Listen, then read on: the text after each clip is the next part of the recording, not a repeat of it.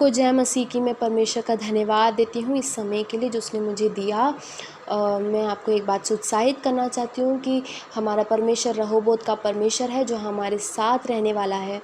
हम निकालेंगे डैनियल उसके 3 अध्याय और उसमें एक सच्ची घटना को बताया गया है जो मैं आपको शॉर्ट में बताना चाहूँगी। नबूकदनेस्सर राजा ने सोने की एक मूरत बनवाई और उसने उसको बेबीलोन के प्रांत के दूरा नामक मैदान में खड़ा कराया। तब नबूकदनेस्सर राजा ने सब अधिकारियों, न्यायियों, शास्त्रियों को बुलवा भेजा कि वह उस मूरत की प्रतिष्ठा में आए जो उसने खड़ी कराई थी। और ये कहा गया, जिस समय तुम नरसिंगे, बांसुरी, वीणा आदि सब प्रकार के बाजों का शब्द सुनो, तब उसी समय गिरकर जो खड़ी कराई हुई सोने की मूरत को दंडवत करो। और जो कोई गिरकर दंडवत ना करेगा वह उसी घड़ी धधकते हुए भट्टे के बीच में डाल दिया जाएगा। और जब बाजों का शब्द सुनाई पड़ा तब जाति जाति के लोगों ने गिरकर उस मूरत को दंडवत की। उसी समय एक कसदी पुरुष उस राजा के पास गया और कहने लगा, है राजा, तूने यह आज्ञा दी है कि जो मनुष्य सब प्रकार की बाजों का शब्द सुने वे गिरकर उस सोने की मूरत को दंडवत करे, और जो कोई गिरकर दंडवत ना करे वे धधकते हुए भट्टे के बीच में डाल दिया जाए।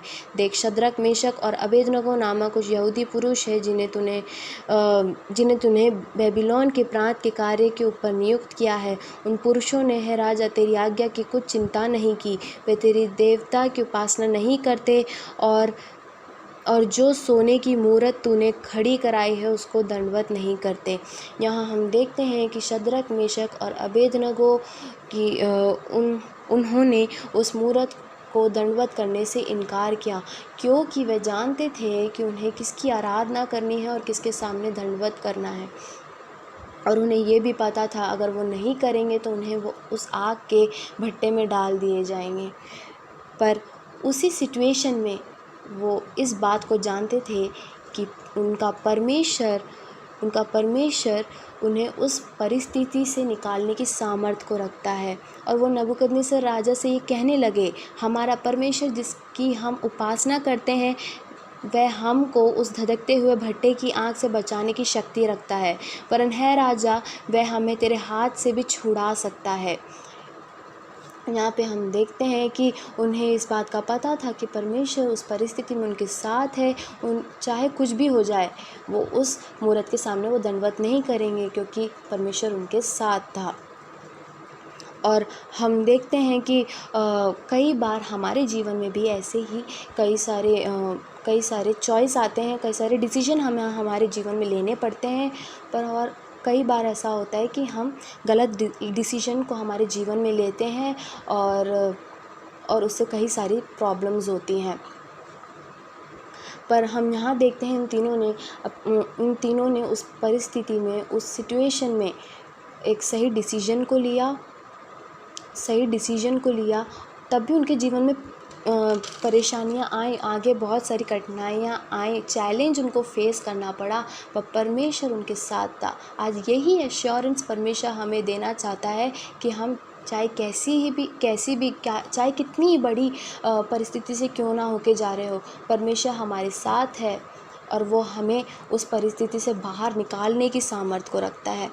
और हम यहाँ देखते हैं कि उस भट्टे को इतना अत्यंत धधकाया गया, इस कारण जिन पुरुषों ने शद्रक, मेशक और अबेदनगो को उठाया वही आग में गिरकर जल मरे।